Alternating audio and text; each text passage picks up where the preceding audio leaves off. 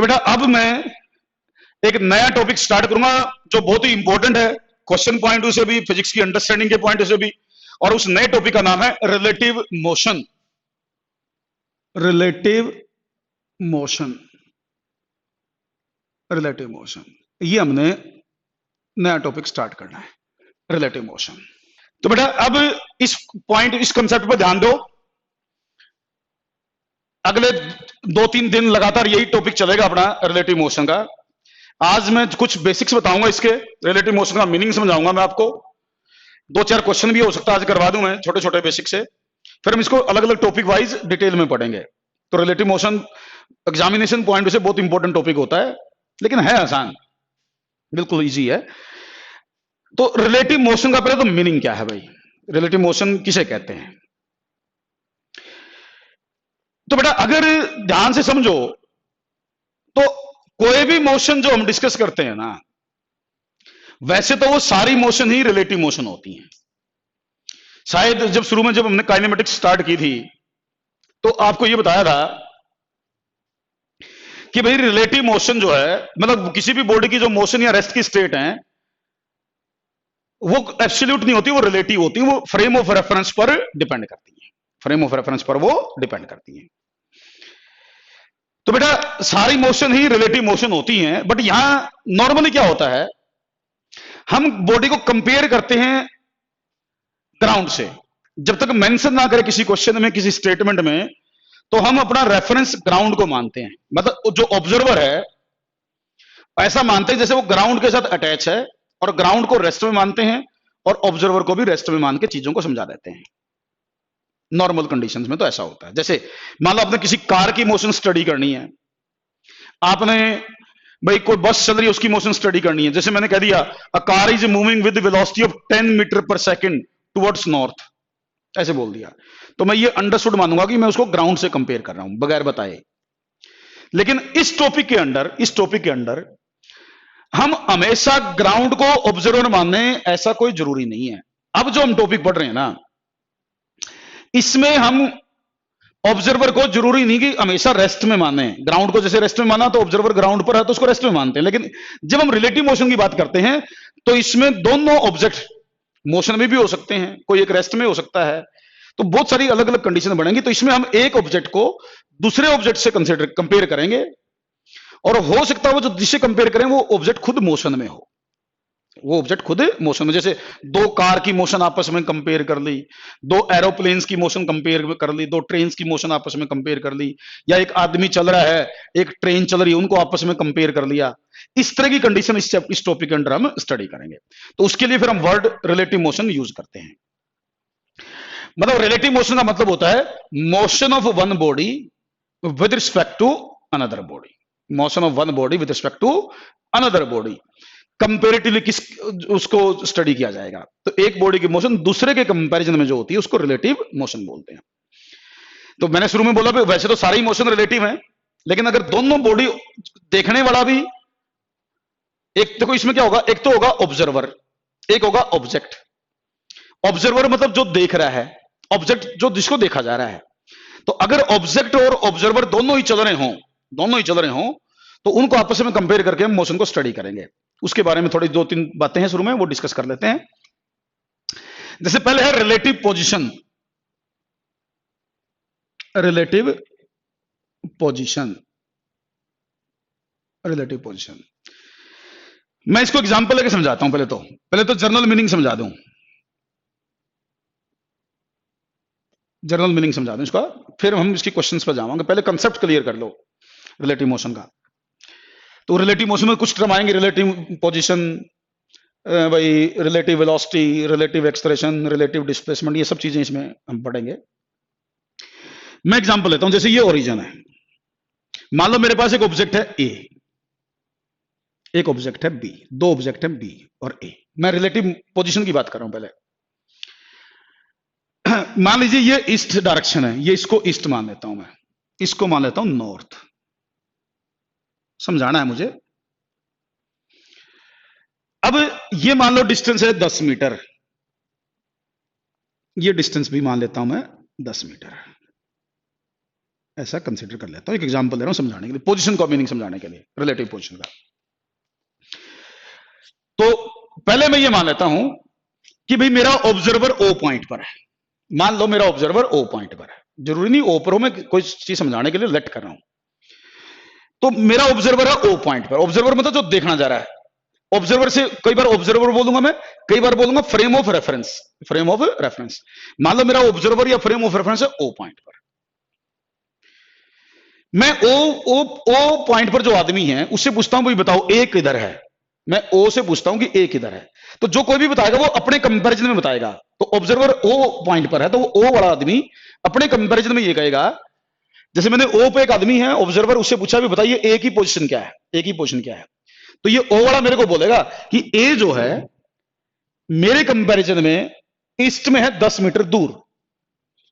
ये कहेगा कि ए जो है 10 मीटर दूर है ईस्ट में। ए जो है वो 10 मीटर दूर है ईस्ट में, ओ वाले ने बोला। ठीक है, बिल्कुल सही। इसने अपने कंपैरिजन में ए की पोजीशन बता दी कि 10 metre towards east, 10 metre towards east. ओ मेरा ऑब्जर्वर था या मेरा ओ रेफरेंस था। फिर मैंने बी से पूछा। अब मैं मान लेता हूं भी ऑब्जर्वर मेरा बी पॉइंट पर है, ऑब्जर्वर मेरा बी पॉइंट पर है। तो ये गैप कितना है भाई, ये होगा 10√2, ये 10√2। ये डायरेक्शन कौन सी हुई, ये एंगल 45 डिग्री बढ़ेगा, ये एंगल 45 डिग्री बढ़ेगा। तो ये मेरे ख्याल से डायरेक्शन हुई ईस्ट साउथ, साउथ ईस्ट बोल सकता हूं मैं इसको। ये साउथ होगा, ये वेस्ट होगा, तो ये डायरेक्शन साउथ ईस्ट हुई। अब मैंने ऑब्जर्वर माना बी पर और मैंने पूछा भी बी वाले से कि बताइए what is the position of A, what is the position of A. तो जो बी पर ऑब्जर्वर है, बी वाले ने बोला कि A is 10√2 metre, is A is at a distance of 10√2 metre towards south east. इसको साउथ ईस्ट बोलना में आसान रहेगा, साउथ ईस्ट। बी वाले से मैंने पूछा भी ए की पोजीशन बताओ, तो ये कहेगा भी बी वाला बोलेगा कि बी ए जो है वो 10√2 मीटर डिस्टेंस पर है टुवर्ड्स साउथ ईस्ट। तो बी वाले ने पोजीशन इसकी कुछ ये बताई, ये डिस्टेंस बताया, ये डायरेक्शन बताई।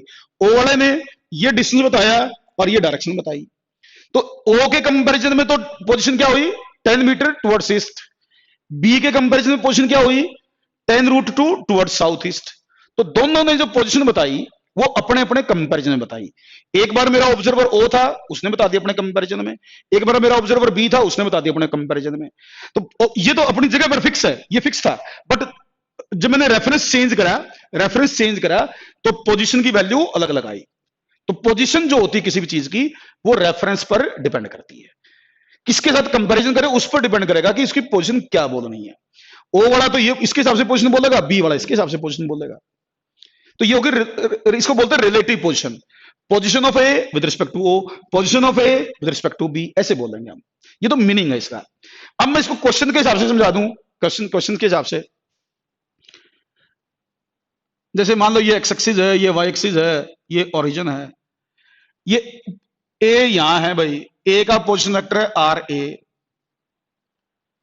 बी यहां है, बी का पोजीशन वेक्टर है आर बी। तो ये व्हाट इज, पहले तो पूछेगा व्हाट इज आर ए। तो ये जो है आर ए, ये है position vector of A with respect to O. ये क्या है, आर ए क्या है, position vector of A with respect to O. R B क्या है, position vector of B with respect to O. ये ओ के कंपैरिजन में है। लेकिन जैसे मान लो ये मेरा बी है ऑब्जर्वर, बी है ऑब्जर्वर,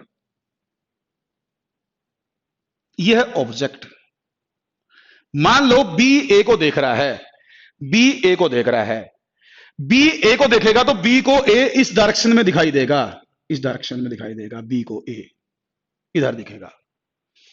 तो ये जो होगा इसको बोलूंगा, बी मैंने ऑब्जर्वर माना, ए मैंने ऑब्जेक्ट माना, तो इसका नाम मैं रखूंगा R A B, R A B, R A B. इसको बोलेंगे position vector of A with respect to B, position vector of A with respect to B. इसमें लिखने का तरीका ध्यान रखना है, इसमें आप अपनी तरफ से चेंज नहीं करोगे, कुछ चीजें सिंबॉलिक है उनका मीनिंग समझना है। ए पहले लिखा, बी बाद में लिखा, तो जो ऑब्जेक्ट होगा उसका सिंबल पहले आएगा। ऑब्जेक्ट ए माना मैंने तो ए पहले लिखूंगा, ऑब्जर्वर वाला बाद में आएगा, लिखने का तरीका ही है, ए वाला पहले आएगा, बी वाला बाद में आएगा, ऑब्जेक्ट वाला पहले आएगा, ऑब्जर्वर वाला बाद में आएगा। इसको पढ़ेंगे क्या, पढ़ने का तरीका भी ये ध्यान रखना है। इसको बोलेंगे position vector of A with respect to B. Position vector of A पहले है ना, position vector of A with respect to B. तो उस डायग्राम में देखो इसकी वैल्यू क्या आई, मेरे ख्याल से वैल्यू आई R A minus R B. Vector subtraction करके देख लो, R A minus R B यही बनेगा। जैसे यहां से देखोगे तो R A B plus R B is equal to R A है, ध्यान से देखोगे तो ट्रायंगल से, तो आर ए बी होगा R A minus R B. और पढ़ने का तरीका क्या होगा, position vector of A with respect to B, तो ए वाले पोजीशन वेक्टर में से बी वाला वेक्टर सब्ट्रैक्शन करके निकाल दिया। तो ये होगी रिलेटिव पोजीशन, ए की position with respect to B बोलेंगे इसे हम, position of A with respect to B बोलेंगे इसे हम। तो ये अगर मुझे आर बी ए निकालना हो, आर बी ए, तो इसको क्या पढ़ा जाएगा, इसको पढ़ा जाएगा position vector of B with respect to A.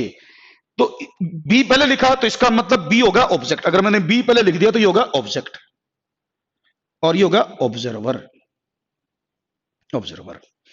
तो इसको मैं लिखूंगा फिर R B minus R A, इसको लिखने का तरीका ये होगा R B minus are A.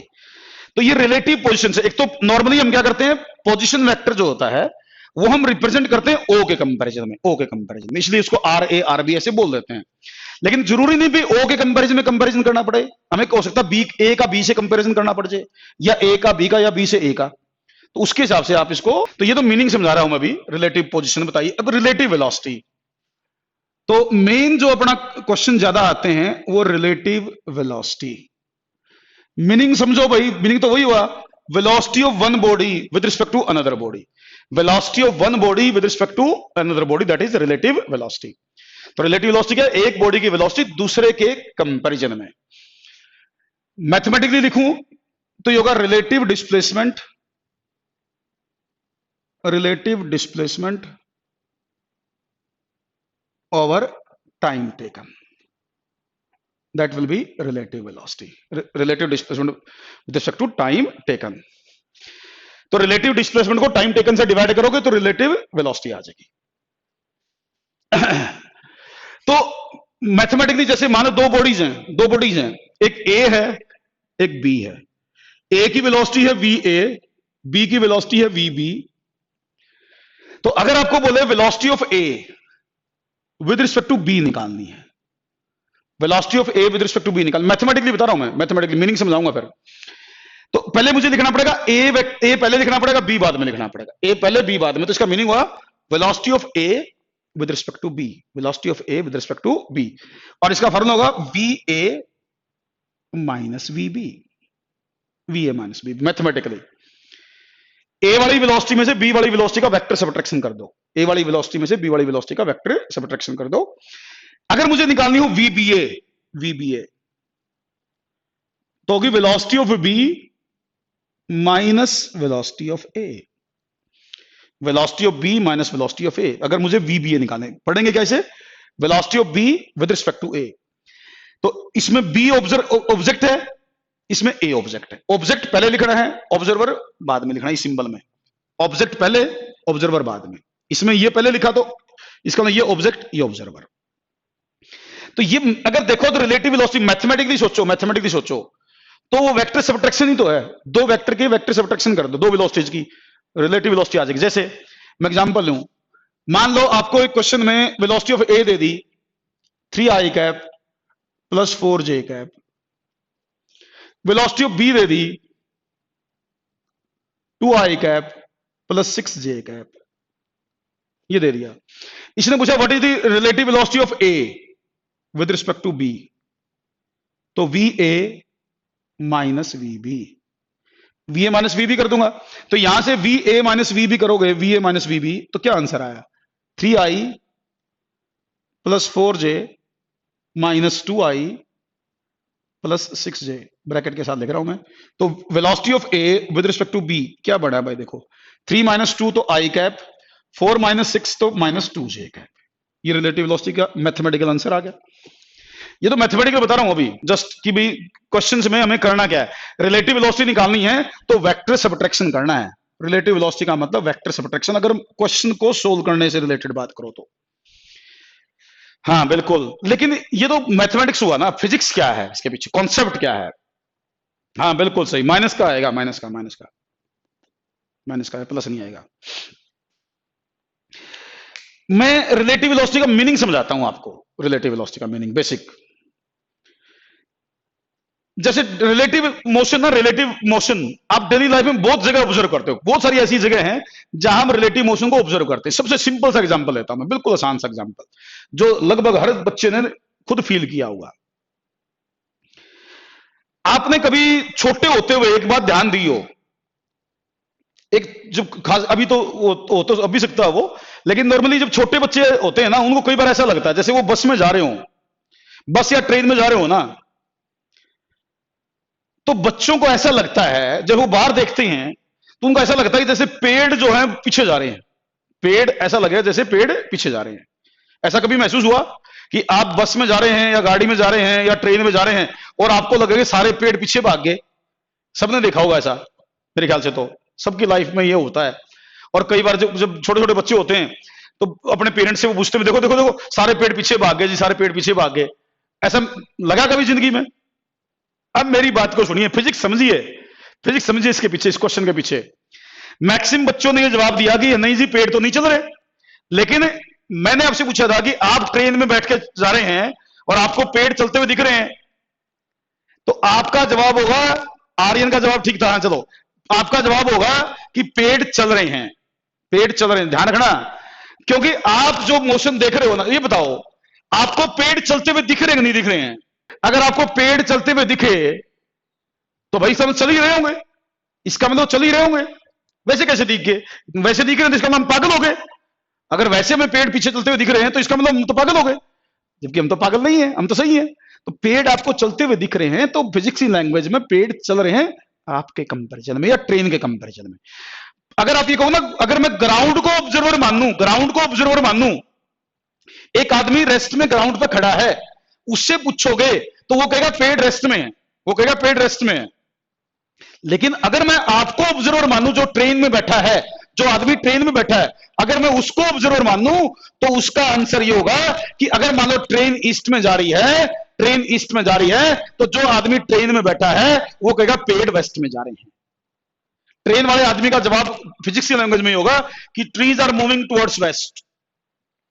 ये ध्यान रखना, ये लैंग्वेज बनेगी। अपने कंपैरिजन में हमने बताना होता है, ग्राउंड के कंपैरिजन में नहीं, ग्राउंड के कंपैरिजन में वो रेस्ट में है, लेकिन आपके कंपैरिजन में ट्री मोशन में कहलाएंगे। और आपने मोशन में जवाब नहीं दिया तो आंसर कट गया, गलत माना जाएगा, क्योंकि आप जो स्टडी कर रहे हो वो रिलेटिव मोशन स्टडी कर रहे हो। कोई भी चीज जो ऑब्जर्वर होता है वो अपने कंपैरिजन में बोलेगा, दूसरे के कंपैरिजन में क्या है वो दूसरा बोलेगा। तो सेम चीज ध्यान देनी है। तो पेड़ आपके कंपैरिजन में एक्चुअल में चल रहे हैं क्योंकि आप उनको चलते हुए देख रहे हैं। ऐसे ही कई बार आपने ऑब्जर्व किया हो, कभी नोट किया हो, जैसे दो बस है, मान लो आप बस में जा रहे हैं, मान लो बस में जा रहे हैं, मान लीजिए एक बस इधर जा रही है, एक इधर आ रही है। एक बस मान लो ईस्ट में गई, मेरे सामने ईस्ट पड़ता है, मेरे सामने ईस्ट पड़ता है, तो एक बस ईस्ट में जा रही है, एक वेस्ट में जा रही है। मान लीजिए दोनों बस की स्पीड 80 किलोमीटर पर आवर है, दोनों 80 किलोमीटर पर आवर की स्पीड से जा रही है, एक ईस्ट में एक वेस्ट में। जब दूसरी बस आपको क्रॉस करके उल्टा निकलती है, जब वो क्रॉस करके निकलती है तो आपने कभी अगर ध्यान से देखा हो तो आपको ऐसा लगता है, जब कोई बस आपको क्रॉस करती है अपोजिट डायरेक्शन में, तो आपको ऐसा लगता है कि जैसे कि दूसरी बस की स्पीड बहुत तेज थी, जैसे दूसरी बस का ड्राइवर पागल हो रहा था, वो तो जमा सनकी था, एकदम से इतनी तेज स्पीड तो ले गया कि हमें पता ही नहीं चला कब निकल गई। ये सबने महसूस किया होगा कि जब अपोजिट डायरेक्शन में दो बस क्रॉस करती हैं तो अगर आप दूसरी बस को देखोगे तो आपको उसकी स्पीड बहुत ज्यादा दिखाई देगी। ऐसा हुआ कभी? हाँ, तो देखो उसमें भी देखो, अगर आपकी बस की स्पीड भी 80 है, दूसरे वाले की बस की स्पीड भी 80 है, तो ग्राउंड वाले आदमी से पूछो, ग्राउंड वाले आदमी से पूछो तो वो कहेगा कि दोनों बस की स्पीड 80 किलोमीटर पर आवर है। लेकिन अगर नीली बस से रेड बस के बारे में पूछो, नीली बस का वाला आदमी, ये रेड बस वाला आदमी, तो नीली वाले से रेड वाले के बारे में पूछेगा तो रेड वाला कहेगा जी, रेड वाली सॉरी नीली वाला कहेगा कि red bus 180 sorry 60 80 plus 80 160 kilometre per hour से जा रही थी। इससे पूछोगे तो दूसरी बस बोलेगा डबल स्पीड से जा रही थी, डबल स्पीड से जाएगी। हाँ, तो ये जो आपने देखा वो रिलेटिव मोशन देखी, आपकी स्पीड की 80 थी, दूसरे की स्पीड 80 थी, अपोजिट डायरेक्शन में वो ऐड हो जाती है, अपोजिट डायरेक्शन में वो ऐड हो जाती है। अगर वही बस दोनों सेम डायरेक्शन में जाएं, जैसे मान लो इसकी स्पीड 80, इसकी स्पीड 80, इसकी स्पीड 90, इसकी स्पीड 80, इसकी स्पीड 90, ये आपको ओवरटेक कर रही है, ये मान लो आपकी बस को ओवरटेक कर रही है। जब इसकी स्पीड 80 है, इसकी स्पीड 90 है, ये आपको ओवरटेक कर रही है, तो जब आप साइड में देखोगे ना, आपको लगेगा साइड वाली बस धीरे धीरे आपसे आगे निकल रही है। अगर आपकी स्पीड 80 है, ओवरटेक करने वाले की, सेम डायरेक्शन में ओवरटेक करने वाले की स्पीड 90 है, तो आप अपने कंपैरिजन को देखोगे तो आपको लगेगा जैसे वो बहुत धीरे चल रही है, कि वो तो 10 की स्पीड चल रही है, आपको ऐसा लगेगा। हाँ बिल्कुल सही। तो वो जो आपने देखा, आपने उसकी एब्सोल्यूट स्पीड नहीं देखी, आपने देखी रिलेटिव स्पीड, जो आपके कंपैरिजन में वो आप ऑब्जर्व करते हो, उसी को रिलेटिव वेलोसिटी कहते हैं। और वही रिलेटिव मोशन का मीनिंग है, क्योंकि जो भी ऑब्जर्वर होता है वो अपने कंपैरिजन में चीजों को देखता है और उसके हिसाब से वो जवाब देता है। तो ये चीज हम इस चैप्टर के अंदर पढ़ने वाले हैं।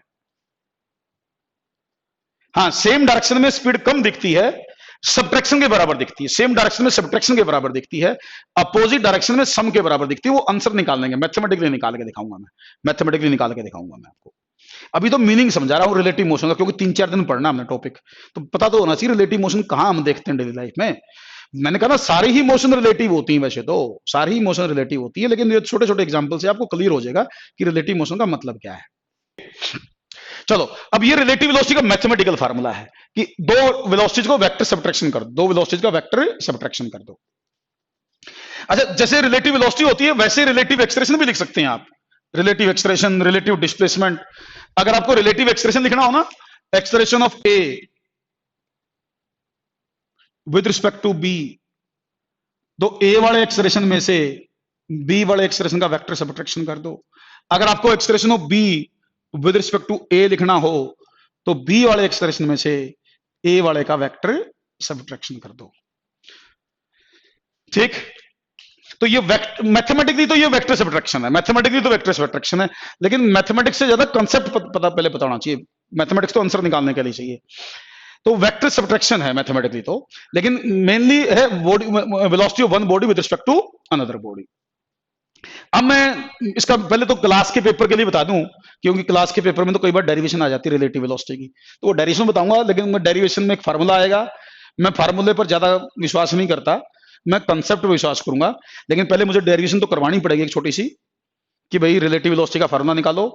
वो क्लास के पेपर के लिए, क्वेश्चंस के लिए मैं बिल्कुल अलग अप्रोच बताऊंगा आपको, बिल्कुल कंसेप्चुअल चीज बताऊंगा जो बहुत आसान होगी, जो क्वेश्चन को आसान कर देगी।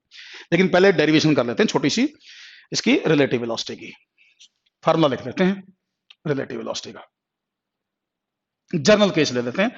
मैंने कहा रिलेटिव वेलोसिटी दो वेक्टर की वेलोसिटी का सब्ट्रैक्शन है। बेटा जब तक जैसे नॉर्मली जो होता है ना, जैसे वी ए है, तो वी ए अंडरस्टूड है ग्राउंड के कंपैरिजन में।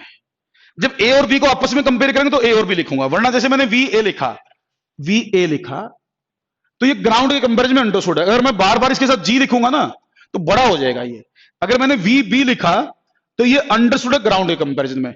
अगर मैं जी लिखूंगा तो बार बार इनके साथ, ये तो अंडरस्टूड हो गया ना, ये तो ए और बी तो ग्राउंड से कंपेयर हो रहे थे पहले, तो जो गिवन है वो ग्राउंड के कंपैरिजन में। मैं साथ साथ लिखूंगा, थोड़ी चीजें बड़ी हो जाएंगी, उसको अवॉइड करने के लिए, ताकि आपको लिखना भी आसान दिखे, तो मैं जी साथ में लिख नहीं रहा, निहाल नहीं।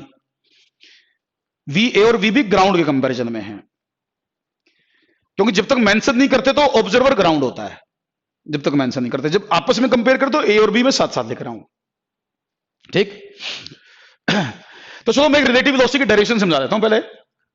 जैसे मान लो एक बॉडी ए, वो वी ए वेलोसिटी से इधर जा रही है, एक बॉडी बी, वो वी बी वेलोसिटी से इधर जा रही है, ये एंगल है थीटा। ये क्लास के लिए है भाई।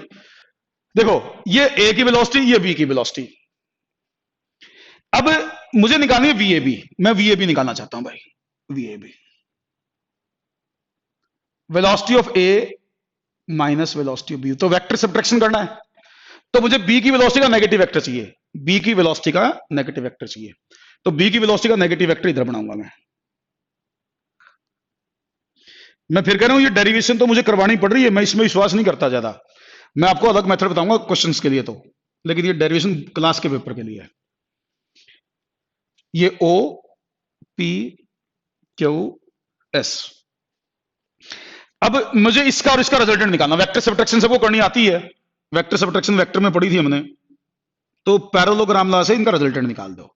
जो रिजल्टेंट होगा वही रिलेटिव वेलोसिटी को रिप्रेजेंट करेगा।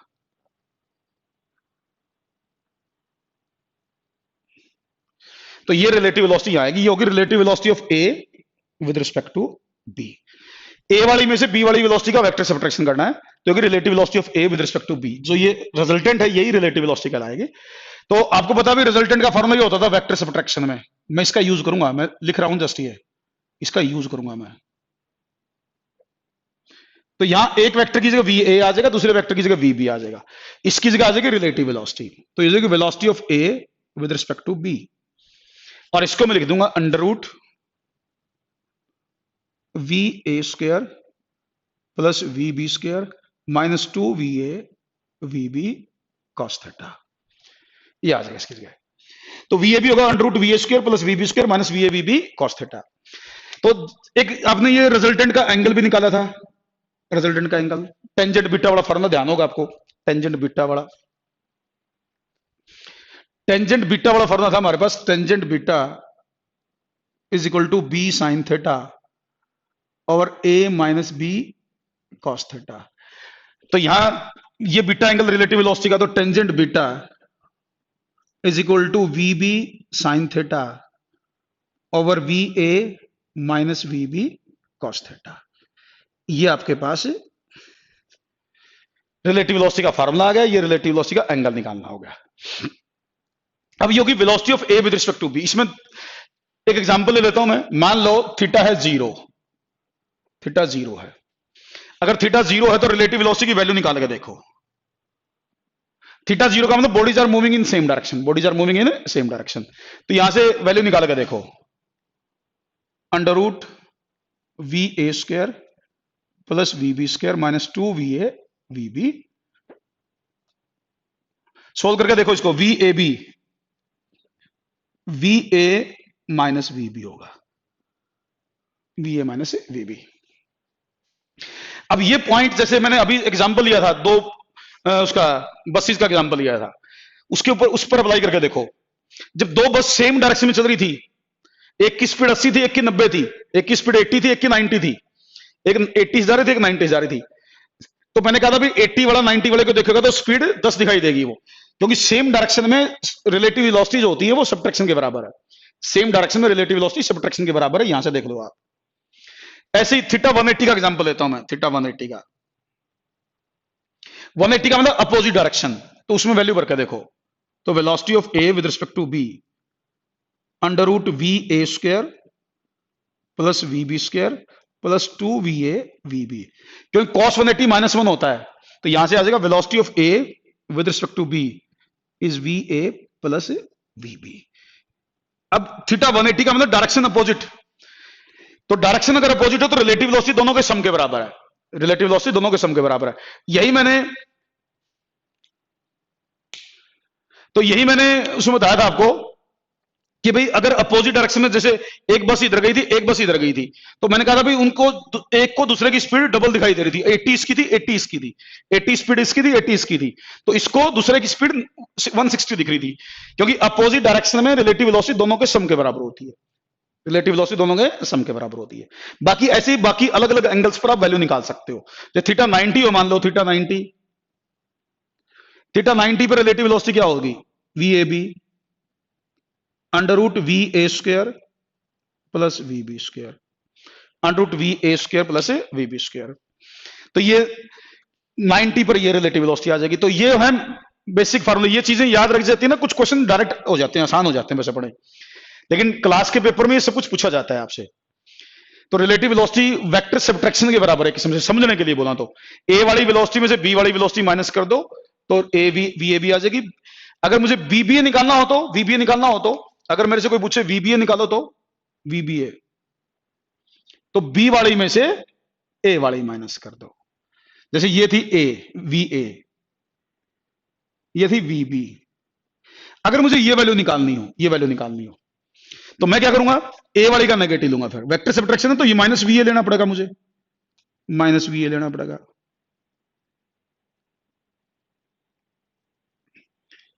तो फिर ये हो जाएगी VBA।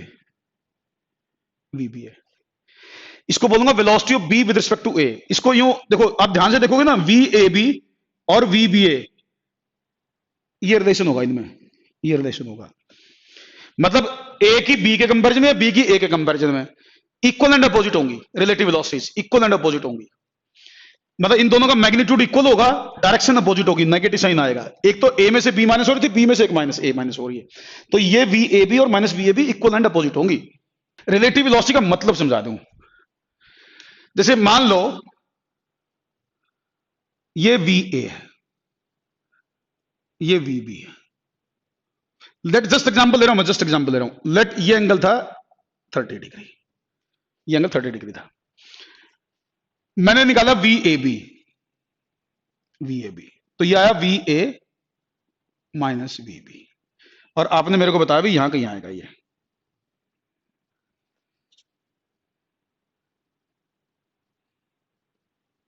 यहां कहीं आएगा।